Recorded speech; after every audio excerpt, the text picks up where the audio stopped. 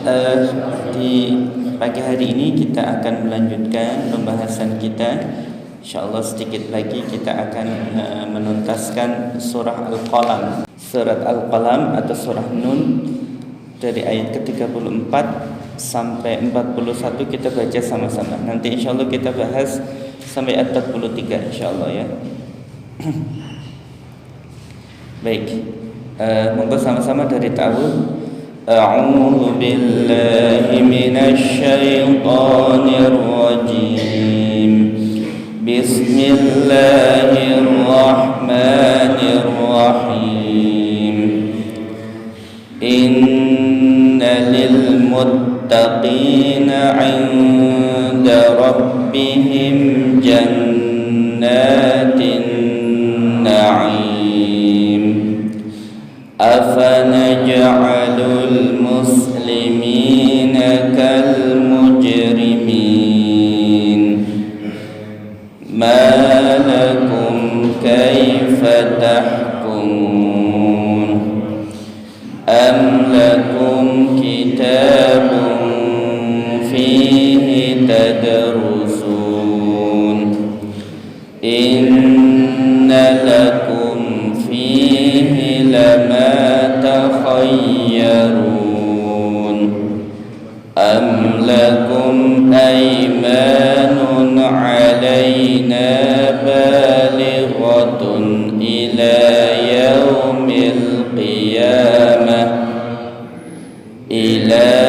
يوم القيامة إن لكم لما تحكمون سلهم أيهم بذلك زعيم أم لهم شركاء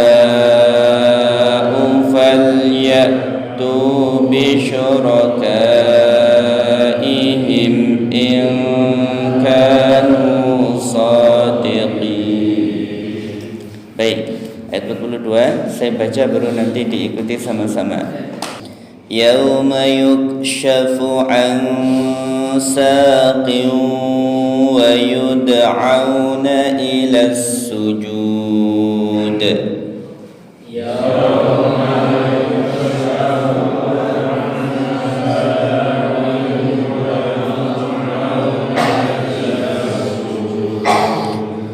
ويدعون إلى السجود فلا يستطيعون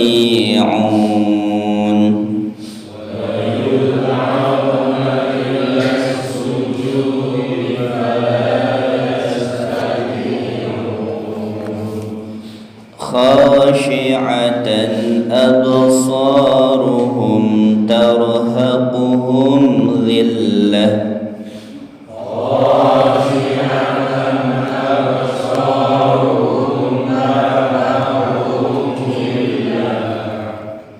وقد كانوا يدعون إلى السجود وهم سالمون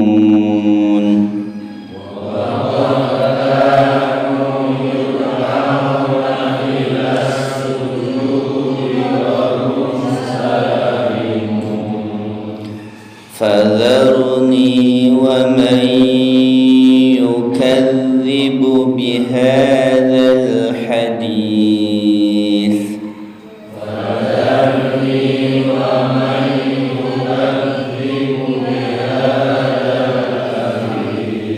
ya ditahan ya. Wa may yukadzibu, nun ketemu ya, idgham bi gunnah ya. Idgham bi gunnahnya ditahan sebentar.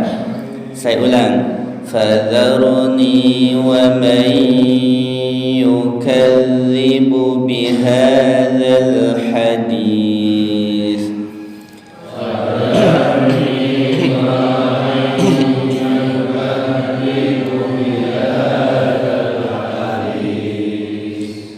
Sanastadrijuhum min haitsu la ya'lamun. Sanastadrijuhum min haitsu la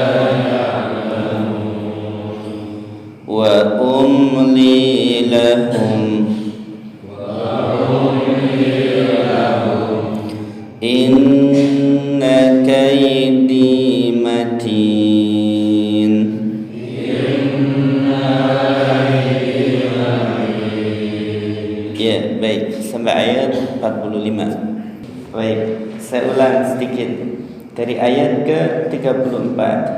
Innal muttaqina 'inda rabbihim jannatin na'im. Sesungguhnya bagi orang yang bertakwa di sisi Tuhan mereka ada jannatin na'im, surga yang penuh dengan kenikmatan. Jadi sudah sering kita bahas tentang orang yang takwa itu ya. Kemarin saya bahas tentang 3 hal yang menyelamatkan. Kata Nabi, ada salasun munjiyat, ada 3 perkara yang bisa menyelamatkan manusia. Yang pertama adalah khasyatillah atau takut kepada Allah. Dengan kata lain takwa ya. Dia memiliki rasa takut kepada Allah fisirri wal alaniyah, dalam keadaan sembunyi-sembunyi maupun terang-terangan, lagi sepi maupun ramai, lagi dewekan apa bareng-bareng, dia menjaga ketakwaannya. Ini dia selamat. Selamat berarti tidak terjerumus kepada kemaksiatan. Selamat mau sendiri maupun ramai, dia tetap ibadah kepada Allah Subhanahu wa taala. Yang kedua yang menyelamatkan itu wal qasdu fil faqri wal ghina. Orang yang pertengahan, biasa-biasa saja, sedang-sedang saja, dalam keadaan miskin atau keadaannya kaya. Jadi lagi akeh duit, apa orang duit ya biasa baik. Kenapa? Kadang ada orang kalau lagi kaya dia sombong, kalau lagi miskin dia mengeluh. Itu ya. Ada orang yang mohon maaf demikian. Jadi atau bukan hanya kekayaan, tapi kelebihan apapun. Ada orang kalau lagi punya jabatan dia merasa hebat. Ya, nyongke pejabat, nyongke duwe kuasa gitu. Atau sebaliknya, ketika dia menjadi rakyat biasa, jadi staf biasa bukan pejabat, dia post power syndrome. Ya, ada sindrom kehilangan kekuasaan. Duh, jadi wong biasa, akhirnya stres, akhirnya pusing, akhirnya ya enggak tenang lah. Maka Rasulullah menyebutkan kalau yang selamat itu wal qasdu, ya biasa aja. Itu lagi sugih yo biasa, melarat yo biasa, duwe jabatan yo biasa, orang duwe yo biasa gitu. Sebabnya enggak ada terlalu berlebihan lah. Ini wal qasdu fil faqri wal ghina. Yang ketiga yang menyelamatkan itu kata Rasulullah adalah orang yang wal adil fil fil ridha wal ghadab. Ya, orang yang berlaku adil ketika dia senang atau ketika dia benci, marah. Adil ini berarti tidak zalim, berarti menempatkan sesuatu pada tempatnya. Contohnya misalnya ngapunten ya, kadang ada orang itu kalau dia seneng sama seseorang karena wis kadung seneng, apapun yang dia lakukan dibenarkannya, walaupun kadang salah. Ya, seneng kepada siapapun, kepada anak, karena wis kadung seneng, akhirnya wis orang bapak karpe kon mana wis gitu. Kepada pasangan, atau kadang ngapunten mohon maaf ya, kepada pemimpinnya, kenyang pokoknya seneng karo bosennya nggih, karo pimpinan, baik pimpinan di kantor, di tempat kerja maupun di lingkungannya, ketua RT-nya, kepala desanya, lurahnya, camatnya dan seterusnya. Karena seneng maka dibelanya mati-matian walaupun salah. Nah, ini namanya tidak adil dalam memberikan sikap penilaian. Dan sebaliknya fil ghadab, dalam keadaan dia marah, jengkel. Kadang itu kalau ada orang yang kita jengkel kepada dia mau baik kayak apapun, kita akan menyalahkannya. Alah kata wong apik ana maksudnya mesti. Alah kata wong apik orang ikhlas kayak aneh dan sebagainya, karena sudah didasari dengan kebencian, rasa tidak suka. Maka Rasulullah menyebutkan yang menyelamatkan itu kita berlaku adil. Berlaku adil itu ya kalau memang benar kita katakan dia benar, baik. Entah itu kita senang atau tidak sama orangnya. Kalau dia memang salah, kita katakan dia salah. Jangan dibela, jangan dibenarkan kesalahannya walaupun kita senang gitu. Nah, ini kata Rasulullah 3 hal yang menyelamatkan. Yang pertama tadi takwa ya, kita bahas takwa. Yang kedua tadi tambahan saja ya. Jadi kalau memang kita diuji dengan nikmat ya biasa aja. diuji dengan hal yang tidak enak, ya biasa aja, al-qasdu ya. Yang ketiga tadi adalah adil dalam berbagai keadaan, orang yang kita senangi atau kita benci, kita memperlakukannya secara adil. Nah, jannatin na'im, surga yang penuh dengan kenikmatan. Ini udah pernah kita bahas. Jadi di surga itu nggak ada yang nggak nikmat. Di surga itu nggak ada yang merepotkan. Di surga itu yang nggak ada yang membuat kita jadi sedih, jadi khawatir, jadi susah, jadi stres, itu nggak ada. Semua yang ada di surga itu semuanya kenikmatan, yang dipandang nikmat, yang didengar nikmat, yang dirasakan nikmat, semuanya kebaikan. Kita baru ning dunia ya Pak, ning dunia ki kadang sing direngokna ana sing enak ana sing ora. Itu kan, yang dilihat ada yang enak ada yang enggak, yang dirasakan ada enak ada enggak. Kalau di surga an-na'im, semuanya kenikmatan. Itu makanya tentu sangat beda sekali antara di dunia dengan di surga ya. Kalau jenengan ngapunten Pak, di dunia masih ya mikiri hal sing enggak enak lah ya. Ini di surga enggak ada, jannatin na'im. Nah, kemarin kita bahas jadi sebelum ke sini ya, sebelum ke ayat 35. Ketika Allah cerita tentang surga yang penuh dengan kenikmatan, nanti ada di surah Al-Ma'arij juga ada ya, surat-surat yang lain nanti ada. Ya, orang kafir itu begini Pak, orang kafir Quraisy waktu itu ada Abu Jahal, Abu Lahab, Al-Walid ibn Al-Mughirah dan yang lain-lain. Ketika Rasulullah cerita bahwa nanti di akhirat ada surga, kan pertama awalnya mereka nggak percaya adanya akhirat ya. Mereka nggak percaya adanya hari kebangkitan. Orang ngurus mati ya wis gitu. Nah, ketika Rasulullah cerita orang yang beriman bertakwa nanti dapat surga, mereka kemudian ngomong, kalau bahasa kita tuh nyampaikan begini, andaikan, kata mereka, andaikan nanti di akhirat ada surga, niscaya kita yang akan lebih dulu masuk surga. Bahkan surganya kita ini, orang kafir Quraisy, akan lebih baik daripada surganya Muhammad dan pengikutnya. Apa buktinya? Buktinya di dunia saja kita sudah lebih terhormat daripada mereka. Kita sudah lebih kaya daripada mereka. Kita sudah punya berbagai macam hal melebihi apa yang mereka punyai, yang mereka miliki. Maka nanti di akhirat, kata mereka ini, kalaupun ada surga, mereka awalnya nggak percaya ya, tapi Wong Muhammad ngomong sama pengikutnya, ana surga gitu. Nah, mereka mengatakan begitu. Kalaupun nanti di akhirat ada surga, kita juga akan masuk surga. Bahkan surga yang kita miliki, yang kita dapatkan akan jauh lebih baik daripada yang didapat oleh Muhammad dan pengikut. Ini kata mereka. Apa alasannya? Landasannya karena di dunia kondisi mereka sudah lebih baik daripada orang beriman menurut mereka. Pahami? Jadi mereka kan kita lebih terhormat, kita lebih kaya, kita lebih hebat. Nggak mungkin dong nanti kalau di akhirat surganya kita kalah dengan mereka. Nah, ini perkataan mereka seperti itu. Maka Allah bantah dengan menyebutkan afanaj'alul muslimina kal mujrimin. Apakah kami akan menjadikan orang-orang yang muslim yang berserah diri kepada Allah kal mujrimin, seperti orang yang senang melakukan perbuatan dosa? Tentu beda, nggak sama.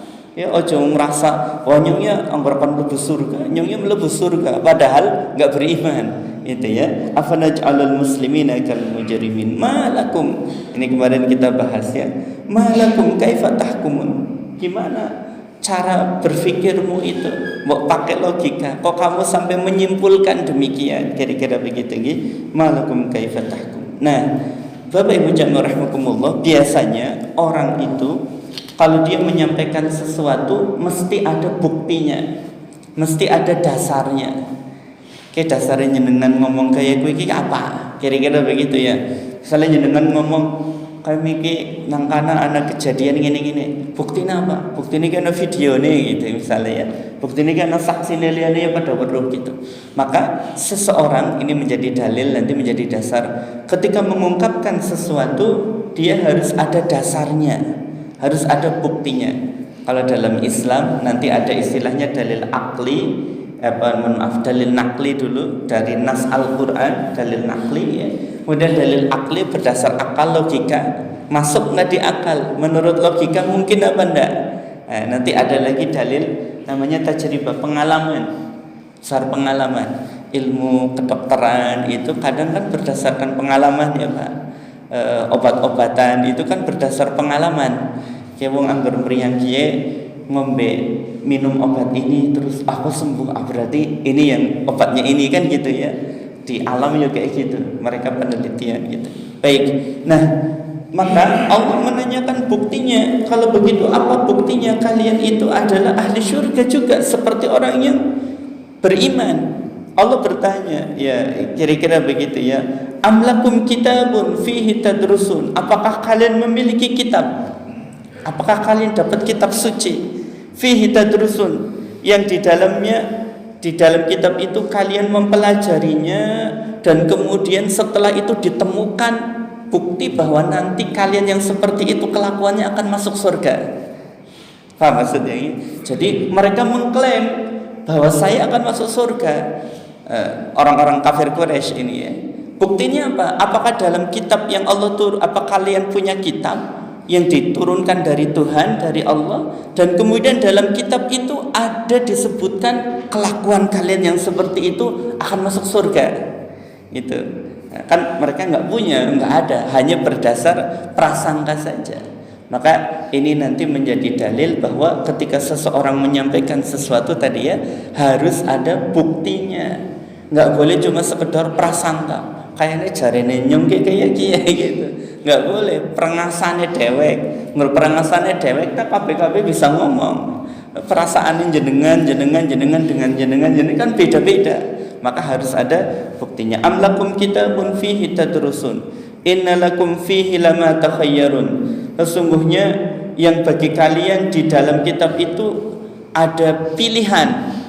Ya, bisa memilih. Nyumpan milih jadi wong kaya tetap nggak oleh kaya misalnya. Saya mau tetap kafir, nggak percaya kepada Rasulullah Muhammad dan yang lainnya, nanti saya tetap bisa masuk surga. Kamu milih begitu, emangnya ada disebutkan? Kan nggak ada ya. Baik. Atau yang kedua, amlakum aimanun alaina balighatun ila yaumil qiyamah. Apakah bagi kalian itu ada janji, aiman, ada janji, ada jaminan ya, alaina atas kami balighatun ila yaumil qiyamah, yang menyampaikan kalian kepada hari kiamat. Innalakum lama tahkumun. Jadi seakan-akan begini, Allah ingin menyampaikan, kalaupun di dalam kitab suci kalian nggak punya, tapi pernah nggak Allah itu menjanjikan kepada kalian? Kira-kira begitu ya. Pernah enggak Allah itu janji sama kalian kalau kalian itu bakalan nanti dijamin oleh Allah di hari kiamat akan menjadi orang yang mendapatkan surga, mendapatkan kebaikan. Kan enggak ada, kira-kira begitu. Berarti yang kamu omongin itu cuma sekedar omong kosong lah, kira-kira begitu. Omonganmu tok, pengakuanmu tok, klaim sepihak. Maka padahal Allah nggak pernah menjanjikan ya bahwa kalian akan mendapatkan kebaikan seperti itu ya. Amlakum aimanun alaina balighatun ila yaumil qiyamah innalakum lama tahkumun. Bahwa kalau kalian berlaku sesukanya akan mendapatkan kebaikan. Salhum, tanya kepada mereka ya Muhammad, ayyuhum bidzalika za'im, ya disuruh nanya ayyuhum bidzalika za'im, siapakah di antara mereka yang bertanggung jawab terhadap prasangka kuat itu ya. Maksudnya janiki siapa sing pertama kali meyakini bahwa mereka bisa tetap masuk surga walaupun tidak beriman kepada Allah Subhanahu wa taala. Maka tentu ada pelajaran bagi kita. Ini pelajaran bagi kita adalah agar kita tadi jangan menyangka kita ini dengan mudahnya bisa masuk surga sekepena kita.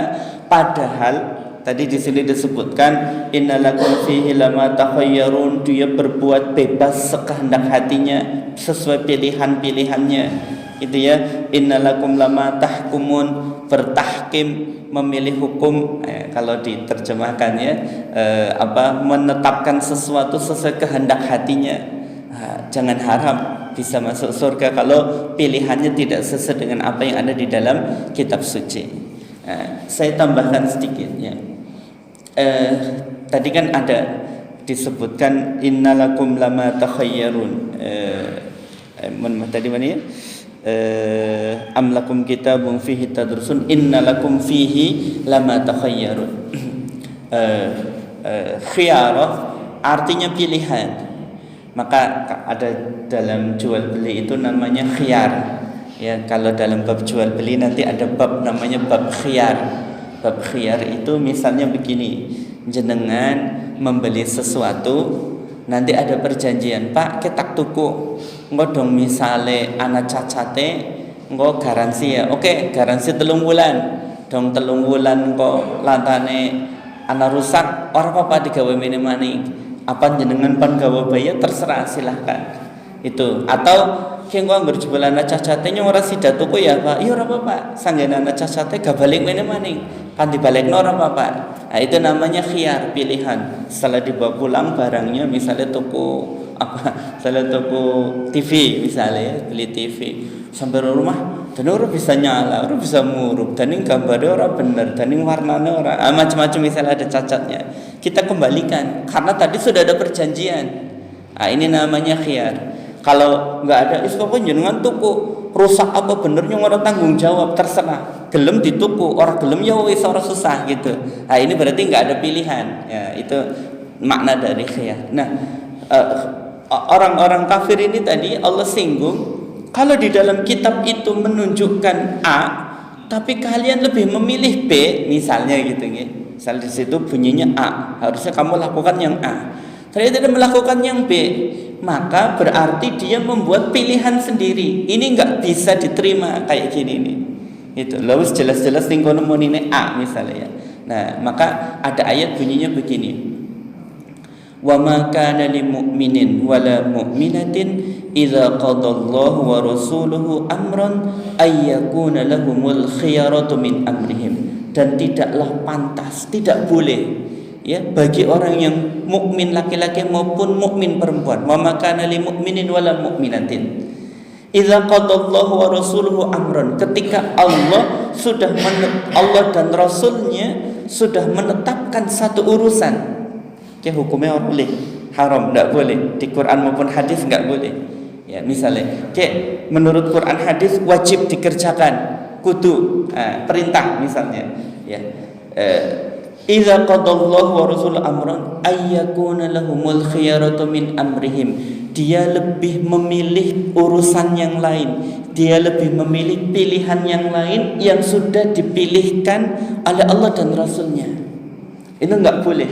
Berarti dia ada khiyarah, ya, takhayyarun ini tadi, memilih pilihan yang lain selain yang sudah ditetapkan oleh Allah dan Rasulnya di dalam Quran maupun dalam hadis.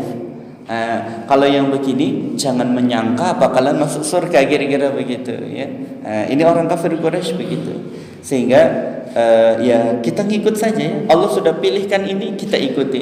Pilihkan bahwa salat kudu 5 waktu, ya 5 waktu gitu. Pilihkan kudu ana zakat, ya zakat, dan seterusnya ya. Baik.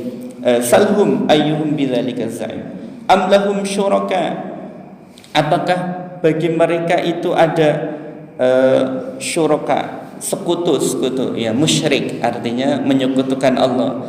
Ana apa namanya duwe backingan, apa sampeyan kan duwe backingan sehingga yakin kayaknya sing duwe surga ora apa-apa kon sekarepe mau tetep bae mlebu surga, kira-kira begitu. Duwe backingan kayak gitu sehingga bebas berlaku.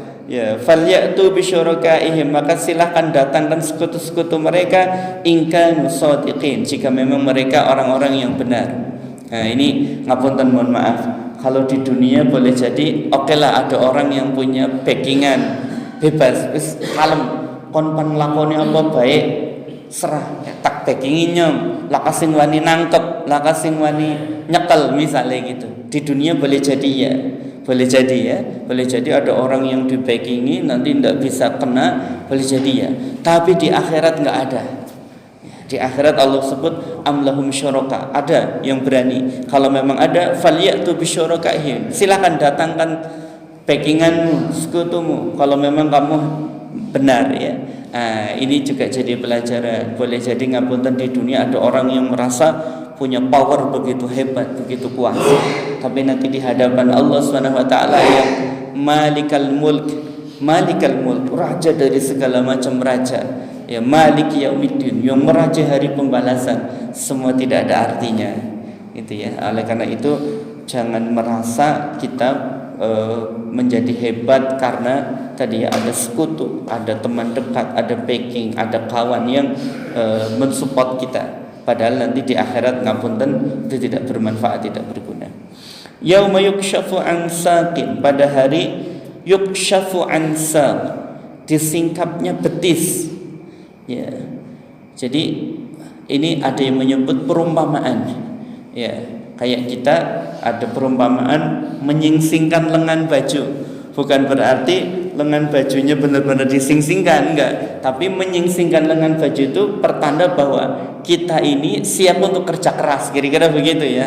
Mari kita menyingsingkan lengan baju, maksudnya ayo kita kerja keras gitu. Bukan berarti harus ininya. Nah, ini sama, ada yang menyebut yukshafu an saq, disingkapnya betis itu bukan berarti nanti terbuka betisnya, enggak. Itu perumpamaan. Ada yang menyebut beberapa perumpamaan. Pertama, itu sebuah perumpamaan di mana keadaannya, kondisinya begitu darurat, begitu mencekam, begitu mengkhawatirkan. Sebagai ilustrasi gambaran orang, ini ngapunten nih Pak, orang Arab kan pakaiannya nggak kayak kita zaman itu, nggak pakai celana, nggak mau pakai celana, maksudnya pakainya jubah gitu ya, gamis lah ya.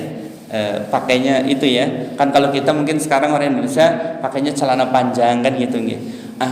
Ketika mereka ada sesuatu yang membahayakan, mereka angkat jubahnya, mungkin untuk lari, untuk menyelamatkan diri dan sebagainya. Jadi diangkat dicincing lah gitu. Nah, itu menunjukkan kondisi lagi gawat, perlu melayu, perlu apa gitu, misalnya ada gempa, ada banjir dan sebagainya.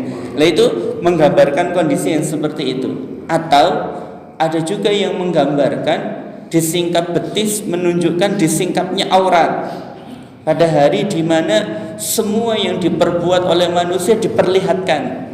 Nah, ini ada beberapa perumpamaan, tapi yang pasti yukshafu an saq menunjukkan itu hari kiamat ya. Pada hari kiamat, wis gampangnya gitu. Tapi Allah umpamakan, sebutkan dengan yukshafu an saq, yaitu hari di mana manusia merasa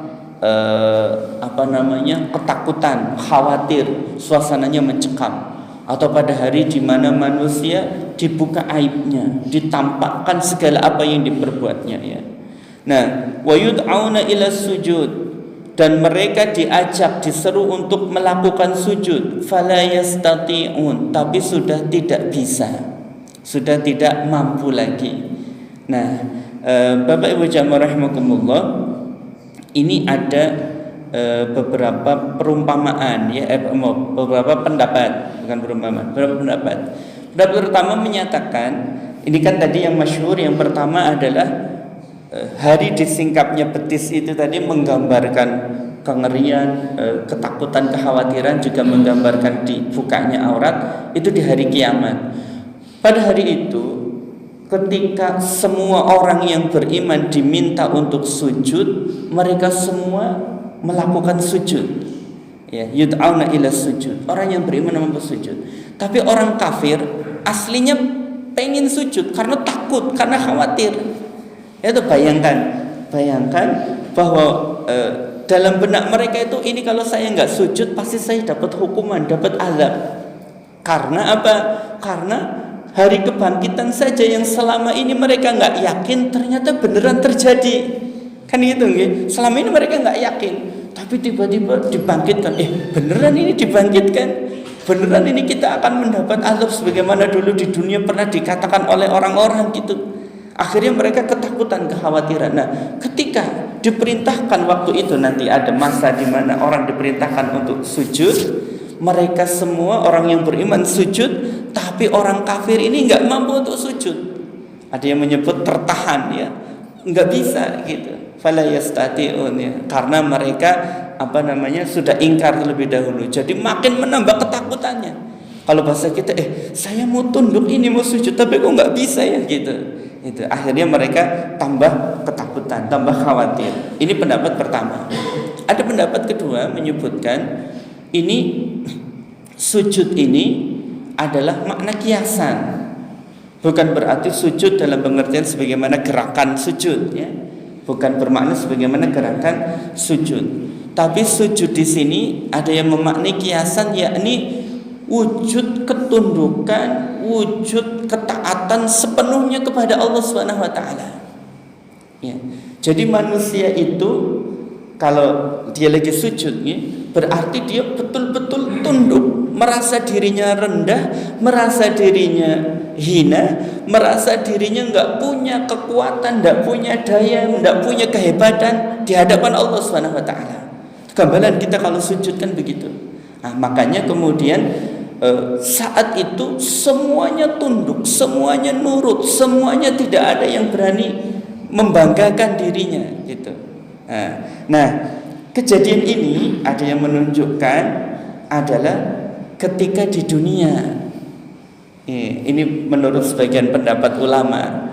Artinya orang kafir itu disuruh sujud, disuruh tunduk kepada Allah. Maksudnya sujud tadi dalam makna tunduk, dalam makna nurut kepada Allah.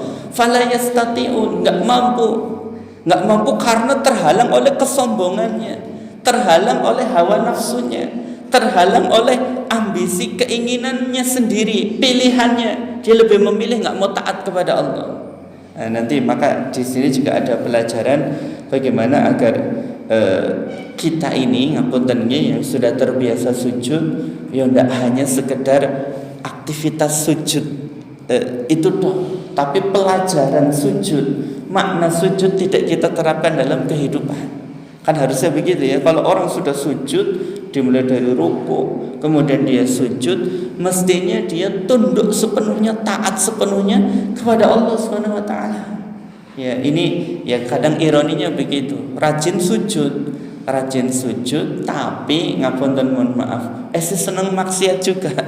Ya, seneng langgar larangannya Gusti Allah, masih sungkan untuk taat kepada Allah. Nah, ini harusnya kalau dia sujud tunduk sepenuhnya, siap diatur sepenuhnya, siap nurut kepada Allah dalam hal apapun, ya, urusan ibadah maupun urusan muamalah, urusan keduniawian gitu. Ya, kemarin kita sering diskusi ya urusan muamalah keduniawian, ya, walaupun kita kadang berat, ya nurut. Nah, itu tanda kita sujud kepada Allah. Nah, ini tentang sujud sedikit saya bahas.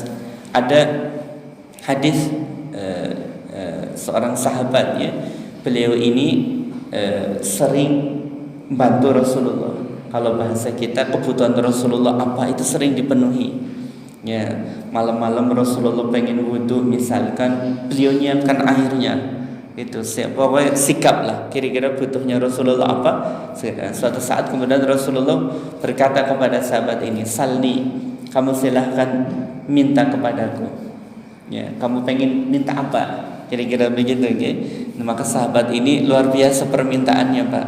Permintaannya bukan, ya Rasulullah saya pengen didoakan biar punya banyak harta, biar punya banyak istri, banyak anak gitu, enggak minta didoakan biar apa gitu.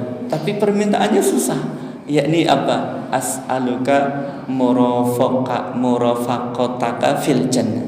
Ya, murafaqah itu menjadi teman dekat di surga bagi engkau. Aku ingin menjadi teman dekatmu di surga ya Rasulullah. Maksudnya apa? Aku pengen mlebu surga, tapi surga ini bareng karo panjenengan, kira-kira begitu. Saya ingin menjadi temanmu nanti di surga. Kan angel ya, wong biasa, sahabat lah kira-kira begitu, tapi pengen masuk surganya bareng satu level, satu letting dengan Rasulullah Sallallahu Alaihi Wasallam. Kemudian Rasulullah menyebutkan, ini ada dialognya di akhirnya, Rasulullah menyebutkan, idzan fa'inni 'alaika bikasratis sujud, maka bantu aku dengan kamu memperbanyak sujud. Bikasratis sujud. Nah, makna bikasratis sujud ini para ulama berbeda tadi. Ada yang memaknai bikasratis sujud maksudnya kamu banyak-banyak salat sunnah, ya. Perbanyak sholat sunat, jangan cuma yang wajib, nanti kamu bisa jadi temanku di surga, kira-kira begitu. Nah, tapi ada juga pendapat bikasrati sujud, maksudnya sujud bermakna ketaatan. Jadi kamu perbanyak ketaatan, perbanyak melakukan kebaikan. Nggak hanya bermakna memperbanyak sholat, tapi juga bermakna memperbanyak kebaikan yang lainnya, apapun kebaikan apapun. Sedekah, tanda kita tunduk kepada Allah, bayar zakat, menunaikan ibadah haji, macam-macam, puasa Ramadan, bantu orang lain dan sebagainya, itu tanda kita taat tunduk kepada Allah Subhanahu wa taala, termasuk meninggalkan kemaksiatan, ya. Nah, ini yauma yukshafu an saqin wa yud'una ila sujudi fala yastati'un. Khashi'atan absaruhum, khashi'ah, tertunduk. Apa yang tertunduk? Absaruhum, pandangan mereka. Ya, tarhaquhum dhillah, mereka diliputi dengan kehinaan. Jadi yang dulu mereka sombong di dunia, yang dulu mereka merasa hebat, seperti tadi ya, Abu Jahal, Abu Lahab, Al-Walid bin Mughirah dan kawan-kawannya yang dulu merasa pokoknya luar biasa, ini kita punya kekayaan, punya jabatan, punya harta, macam-macam. Waktu hari itu khasyi'atan absaruhum, semuanya tertunduk, ya, penuh dengan kehinaan, merasa tidak ada apa-apanya selama ini di dunia yang mereka miliki. Tarhaquhum dhillah wa qad kanu yud'auna ila sujudi wa hum salimun, padahal dulu mereka yud'auna ila sujud, diseru, diajak untuk sujud kepada Allah di dunia, wahum salimun, padahal waktu itu mereka masih sehat, masih normal. Bahasa kita lamian sampean ning dunia lagi esi sehat, esi waras, esi apik, kon salat ora gelem. Lah saiki wis laka kesempatan, kira-kira begitu. Nah, nanti ini orang-orang naudzubillah min dzalik, orang-orang yang susah ibadah, susah salat, nak mau nurut, nak mau tunduk sama Allah, nyesalnya nanti di hari kiamat. Ini baru nyesel nanti. Saya kita katanya orang salatnya buktinya nyong sugih, orang salatnya buktinya nyong tetep esi dadi wong hebat, orang salatnya nyong tetep bisa dadi ngene-ngene macam-macam. Saiki sekarang nanti di akhirat khasyi'atan absaruhum tarhaquhum dhillah. Allah sebut wa qad kanu yud'auna ila sujud wa hum salimun. Mien dijak sujud, mien dijak ibadah, mien dijak taat ora gelem gitu. Nah, berikutnya fazarni, maka serahkan kepadaku. Maksudnya adalah benaiwis ya Rasulullah, ya Muhammad, pokoknya kamu fokus aja dakwah, fokus aja menyuruh orang kepada kebaikan, nggak usah pedulikan orang-orang kafir Quraisy ini. Ini orang kafir Quraisy ini urusanku, kata Allah. Kira-kira begitu ya. Kira-kira Allah ingin menyebutkan, wis kamu fokus aja, nggak usah mikirin mereka. Zarni, biarkan. Ini jadi urusanku nanti orang kafir Quraisy ini gitu. Fadharni wa may yukadzibu bihadzal hadis, dan juga orang-orang yang mendustakan bihadzal hadis, bihadzal hadis dengan ucapan ini, maksudnya adalah Al-Qur'an, ungkapan ini. Jadi orang-orang yang mendustakan Quran biarin, nanti saya yang urus, kira-kira begitu ya Allah menyampaikan. Sanastadrijuhum, nanti akan kami hukum mereka min haitsu la ya'lamun, dari arah yang mereka tidak ketahui. Sanastadrijuhum ini ada makna kalimat yang sering kita dengar, namanya istidraj ya. Ini istidraj, ini ayatnya ini diantaranya ya, sanastadrijuhum, istidraj. Kita sering dengar ya Pak istilah istidraj ya. Istidraj itu ya istidraj ya, sanastadrijuhum, sanastadrijuhum, mereka kena istidraj. Apa itu istidraj? Ya gampangnya istidraj itu orang itu seakan-akan dapat nikmat, dapat kebaikan, padahal sesungguhnya itu cara Allah untuk membuat mereka lalai dan nantinya dapat azab, sebab nikmat yang seakan-akan mereka dapatkan itu ya. Jadi anggar jare wong saiki gampangnya ngomong, kayak wong ora tahu sholat, ora tahu puasa, ora tahu ibadah, malah gaweane maksiat terus ya. Kan deken duwite akeh. Lah kowe duit akeh kuwi dudu nikmat tapi istidraj.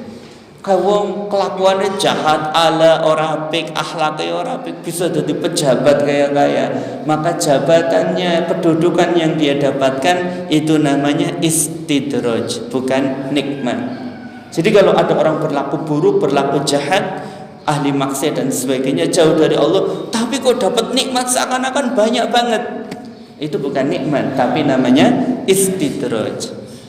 Sehingga itu pun bagi kita koreksi, introspeksi. Ya Allah, nyung lagi ahli maksiat, nyung lagi males ibadah, nyung lagi kok bisa rezekinya lancar terus ya, kok bisa malah apa ini istidraj ya, gitu harusnya. Ya, apa sebab? Kata para ulama sebagian menyebutkannya istidraj itu nanti pernah kita bahas dulu, pernah saya ulang beberapa kali. Istidraj itu adalah cara Allah agar Allah punya alasan untuk menghukum seseorang sebab kesalahannya. Misalnya gini Pak, ada orang, dia diberi nikmat uang 1 juta. Kemudian ada orang lagi yang lain diberi nikmat oleh Allah uang 1 miliar. Dua-duanya ini yang diberi nikmat 1 juta, yang diberi nikmat 1 miliar, sama-sama ingkar, sama-sama tidak menurut sama Allah, sama-sama durhaka lah. Kira-kira begitu ya, sama-sama durhaka, tidak menurut sama Allah. Kira-kira kalau logikanya, yang kalau bahasa kita yang adil lah, hukumannya sama apa beda? Harusnya beda hukumannya. Yang diberi uang 1 miliar hukumannya lebih berat daripada yang diberi uang 1 juta. Itulah istidraj. Seakan-akan dia di dunia dapat banyak nikmat, dapat banyak harta, dapat kedudukan, dapat macam-macam. Tapi nanti di akhirat ketika dia ditanya tentang nikmat yang Allah berikan, dia tidak akan mampu menjawabnya. Karena ternyata dia mengingkari nikmat itu, tidak digunakan untuk kebaikan. Akhirnya apa? Semakin bertambah berat hukuman yang dia dapatkan. Nah, jadi itu justru alasan cara Allah untuk menambah hukuman seseorang, karena dia wong wis keterlaluan, wong wis kebangetan gitu. Nah, ini yang disebut dengan istidraj. Sanastadrijuhum ya min haitsu la ya'lamun. Enggak nyadar mereka dapat hukuman itu ya. Wa umli lahum inna kaidi matin. Dan aku memberi tenggang waktu kepada mereka ya. Tunggu aja, nanti ada saatnya. Sekarang ini dunia turun. Nanti ada bab bahwa di dunia bukan tempat pembalasan. Ya, ini jadi dunia bukan tempat pembalasan. Jenengan berbuat jahat di dunia, belum tentu di dunia dibalas, belum tentu. Belum tentu. Sama kita berbuat kebaikan di dunia, belum tentu nanti dapat balasannya di dunia, belum tentu, karena dunia bukan tempat pembalasan. Jadi aja dihubung-hubungke antara yang rajin sholat karo duitnya akeh. Ya enggak ada hubungannya. Dengan rajin sholat atau malas sholat, kalau memang rezekinya banyak ya banyak. Kalau mau rezeki dikit ya dikit, segitu aja. Ya, jadi jangan selalu dihubung-hubungkan, karena dunia bukan tempat pembalasan. Orang berbuat jahat belum tentu dapat balasan di dunia. Orang berbuat baik sama juga belum tentu dapat balasan atas semua kebaikannya di dunia ya. Wa innama tuwaffawna ujurakum yaumal qiyamah, nanti di hari kiamat. Tunggu, wa umli lahum inna kaidi matin. Baik, mungkin sampai sini dulu, sampai ayat ke 45.